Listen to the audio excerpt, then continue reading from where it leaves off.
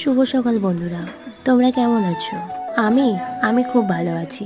কিন্তু এই যে দেখো, বৃষ্টির কারণে বাড়ির পিছনটা একদম খারাপ অবস্থা। আর একটু হলে বৃষ্টির জল রাস্তার উপরে উঠে যাবে।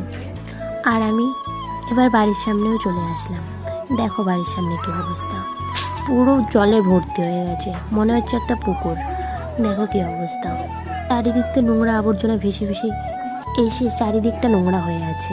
আমিও এবার নেমে গেলাম জলে, কারণ ছোট্টবেলার থেকে আমার জল খুব পছন্দের একটা জিনিস। মা বলতো ছোটবেলায় নাকি আমি স্নান করতাম অনেকক্ষণ ধরে। অনেক কথা বলতে বলতে উঠানের দিকেও চলে আসলাম। আচ্ছা, তো এই ব্যাপার, এটার জন্যই কি জল ভর্তি হয়ে গেছে? আরে না না বন্ধুরা, অনেক বৃষ্টি হচ্ছে, বৃষ্টির কারণে চারিদিকে জল জমে গেছে। কিন্তু আমারও প্রচুর মজা হচ্ছিল। মজা হলে তো হবে না, আমাদের এখানে সবাই চাষি, আর চাষ করেই সংসার চালাই।